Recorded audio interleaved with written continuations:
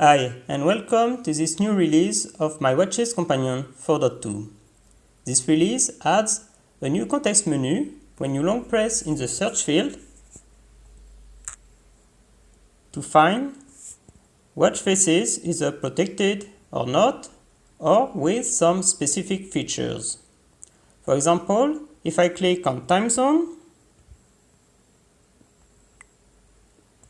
I will see all the watch faces that use time zones. This release also has added support for watch faces using the new features of WatchMaker 6.0 like charts and ring. Also, in my SD watches, it's now possible to install multiple protected watch faces.